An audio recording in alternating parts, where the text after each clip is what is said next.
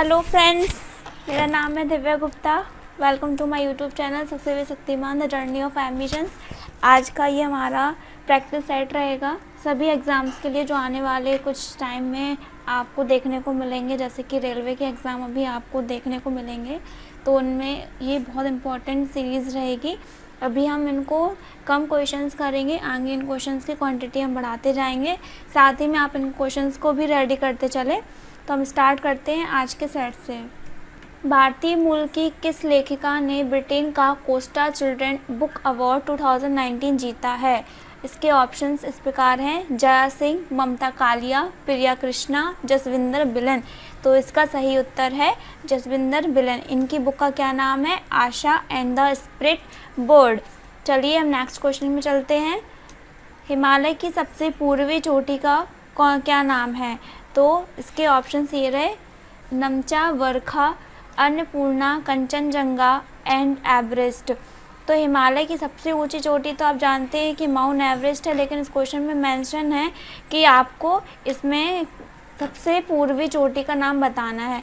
तो सबसे पूर्वी चोटी का नाम क्या है? नामचा बरवा पर्वत। चलिए हम नेक्स्ट क्वेश्चन में चलते हैं। परमाणु शक्ति संयंत्र किस सिद्धांत पर कार्य करता है? विखंडन, संलयन, तापीय दहन, तीनों का संयुक्त प्रभाव। तो इनका सही आंसर रहेगा विखंडन, जो कि आपका ये ऑप्शन फर्स्ट है। निम्नलिखित में से किसे मृतकों का टीला कहा जाता है? आपके ऑप्शन इस प्रकार है: मोहनजोदड़ो, हड़प्पा, धौलावीरा और कालीबंगा। तो इसका सही आंसर है मोहनजोदड़ो। और ये आप सभी जानते हैं, ये बहुत इंपॉर्टेंट क्वेश्चन है, ये कई एग्जाम्स में पूछा गया है कि मोहनजोदड़ो को किस नाम से जाना जाता है? तो मृतकों का टीला। नेक्स्ट क्वेश्चन है: आयुष मंत्रालय द्वारा अंतर्राष्ट्रीय योग दिवस 2020 की थीम क्या है? इसके ऑप्शंस ये रहे: yoga for all, yoga for health, yoga for peace और yoga at health and yoga with family. तो इसका सही आंसर रहेगा yoga at home and yoga with family. ये थीम इसलिए रखी गई है क्योंकि लॉकडाउन का टाइम था उस टाइम, तो होम में रहना ही उस टाइम बहुत सेफ था, इसलिए ये थीम इस टाइप से रखी गई है। तो आप इसको लर्न करिएगा।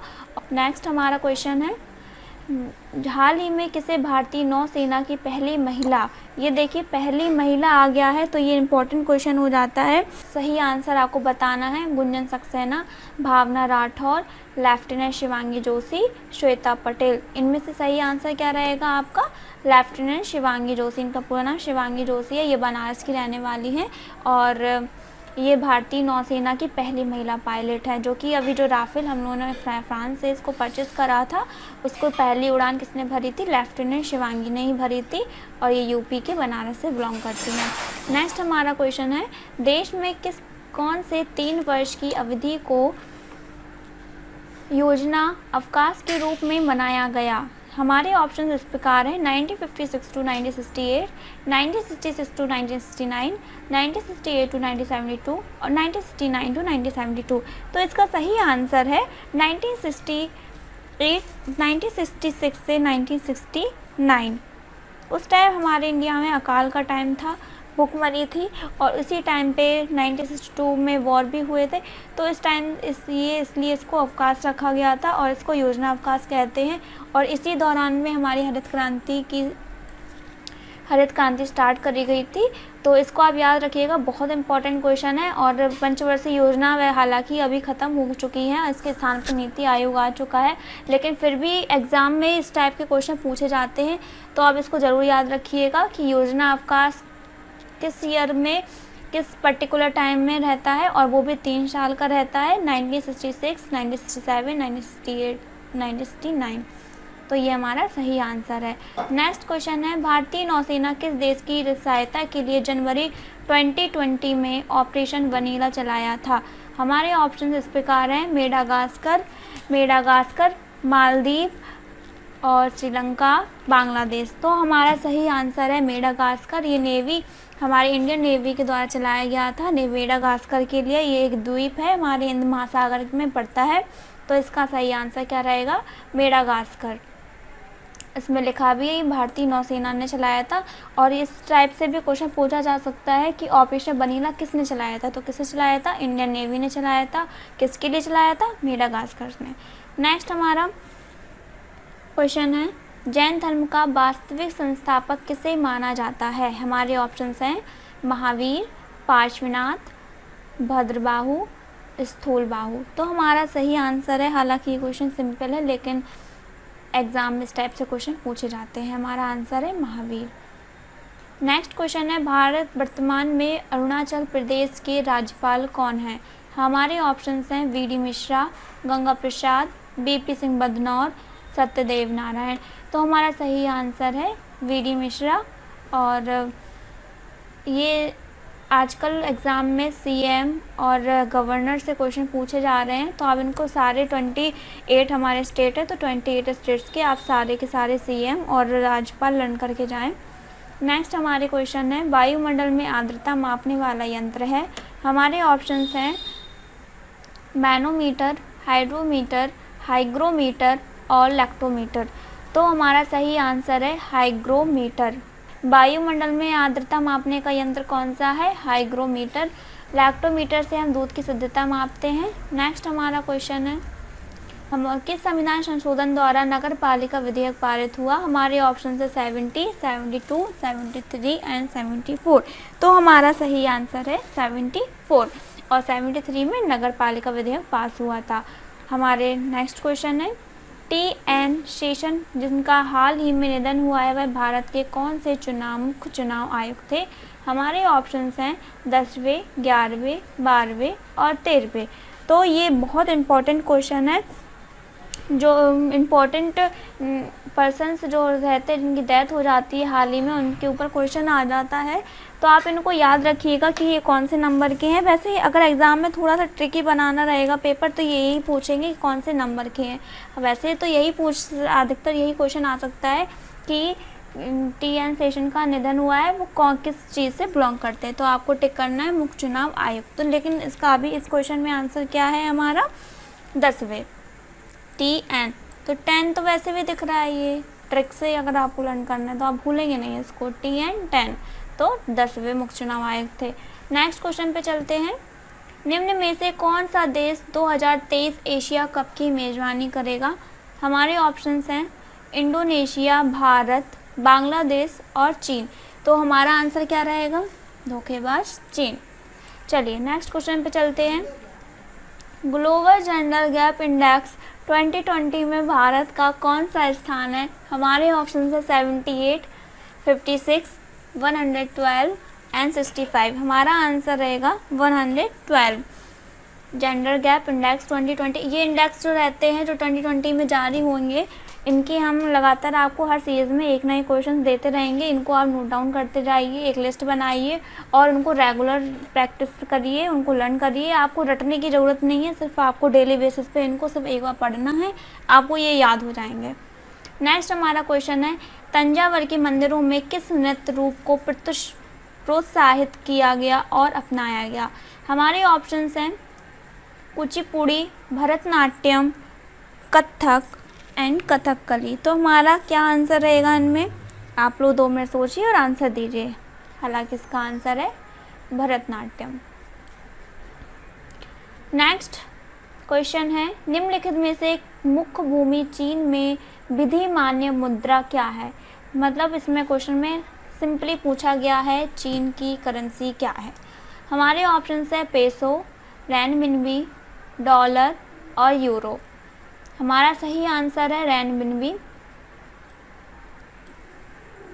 नेक्स्ट हमारा क्वेश्चन है, विश्व में सबसे बड़ी मूंगा की चट्टान किस देश से पाई जाती है। मोस्ट इम्पोर्टेंट क्वेश्चन है, इसको जरूर स्टार मार्क करके लिखिएगा। ऑस्ट्रेलिया, श्रीलंका, क्यूबा और ब्राज़ील। हमारा सही आंसर रहेगा ऑस्ट्रेलिया। ऑस्ट्रेलिया ये रहा। नेक्स्ट हमारा क्वेश्चन रहेगा, निम्नलिखित में से कौन सा विकल्प खिलाड़ियों और उनमें से संबंधित खेल के संबंध में सही नहीं है। अच्छा, चार ऑप्शन रहेंगे, इनमें से 3 सही है, 1 गलत है। कौन सा गलत है इसको चूज़ करना है। दिनेश फोगाट ये कुश्ती से रिलेटेड है। रानी रामपाल क्या हॉकी से रिलेटेड है। मनिका बत्रा क्या भारोत्तोलन से रिलेटेड है। मरियप्पन थंगावेलु पैरा एथलेटिक्स से संबंधित है। तो इसमें से सही आंसर आपका क्या है, मनिका बत्रा। ये किस गेम से संबंधित है, टेबल टेनिस से संबंधित है। और बकाया के हमारे तीनों ऑप्शंस एकदम करेक्ट है। इसका वैसे सही आंसर सी है। और आप इनको भी याद रखिएगा, अभी इनको रानी रामपाल को अभी इनको राजीव गांधी खेल रत्न पुरस्कार 2020 से सम्मानित किया गया है। रानी रामपाल को, मनिका बत्रा को भी, मरियप्पन थंगावेलु को भी और दिनेश फोगाट को भी। दिनेश फोगाट नहीं, ये विनेश फोगाट होगा यहाँ पे, विनेश फोगाट। तो विनेश फोगाट को कुश्ती से संबंधित है। इनको अभी हाल ही में राजीव गांधी रत्न पुरस्कार मिला है। रानी रामपाल को भी ये हॉकी से रिलेटेड है और इनको राजीव गांधी खेल रत्न पुरस्कार मिला है। और मनिका बत्रा को भी मिला है, लेकिन ये किस गेम से रिलेटेड है, टेबल टेनिस से। और मरियप्पन थंगावेलु ये पैरा एथलीट से संबंधित हैं। तो आप इसको याद रखिएगा। चलिए नेक्स्ट क्वेश्चन पे, इंग्लैंड का पहला प्रधानमंत्री कौन था? Oliver Cornwell, Benjamin थ्रिंगवेल, Robert Walpole और ग्लैडस्टोन। इसका सही आंसर रहेगा ऑप्शन सी, रॉबर्ट वॉलपॉल। संसार की पहली महिला प्रधानमंत्री किस देश की थी? भारत, श्रीलंका, इजराइल, पाकिस्तान। भारत की तो इंदिरा गांधी थी, लेकिन वो संसार की पहली महिला प्रधानमंत्री नहीं थी। तो इसका सही आंसर रहेगा श्रीलंका। भंडार नायके जी श्रीलंका की पहली महिला प्रधानमंत्री थी। तो आप इसको याद रखिएगा। नेक्स्ट क्वेश्चन, राज्यसभा का कोई सांसद नहीं होता है। लोक लेखा समिति का सदस्य नहीं होता है, आकलन समिति, लोक उपक्रम समिति, सरकारी आश्वासन समिति। हमारा सही आंसर है आकलन समिति का कोई भी सदस्य सांसद नहीं होता है राज्यसभा का। नेक्स्ट हमारा क्वेश्चन है, कौन सा पानी में घुलनशील विटामिन है? Vitamin E, vitamin C, vitamin D, vitamin A. तो हमारे सिर्फ 2 विटामिन पानी में घुलनशील हैं, विटामिन बी और विटामिन सी। बकाया के जो भी विटामिन बचे हैं के, डी, ए, ये विटामिन पानी में नहीं वसा में घुलनशील होते हैं। वसा में कौन होते हैं? ई होता है, डी होता है और ए, और के भी विटामिन के ये वसा में घुलनशील होता है। और विटामिन ए और विटामिन ए ये किस में घुलनशील होते हैं? पानी में घुलनशील होते हैं। इनको आप याद रखिएगा। तो इसका सही आंसर क्या होगा? Option B, vitamin C. Option B, vitamin C. Next, NIEO का पूरा नाम क्या है? National institute for economic operations, new Indian economic order, new international organisation, new international economic order.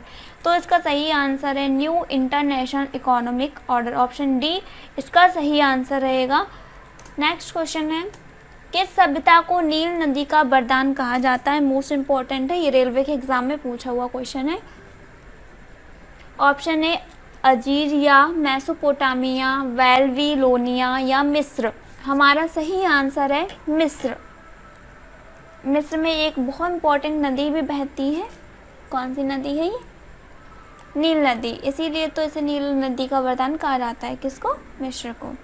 आज की हमारी ये सीरीज़ 25 क्वेश्चंस की ही थी, लेकिन आपको आने वाले टाइम में इस सीरीज़ की नंबर ऑफ़ क्वेश्चन ज़रूर बढ़ेंगे और जो रेलवे एग्ज़ाम के लिए मोस्ट इम्पॉर्टेंट क्वेश्चन रहेंगे इस सीरीज़ में उनको भी कंक्लूड किया जाएगा। तो आप इस सीरीज़ को रेगुलर देखिए, डेली बेसिस पे देखिए और करंट के जो भी क्वेश्चंस रहते हैं उनको ज़रूर आप लिखिए, क्योंकि आजकल करंट का बहुत बड़ा पोर्शन एग्ज़ाम में पूछा जा रहा है। अगर रेलवे में आपके 40 क्वेश्चंस आने हैं तो समझिए 10 से 15 क्वेश्चन आपके करंट के अफेयर्स के ज़रूर आने हैं।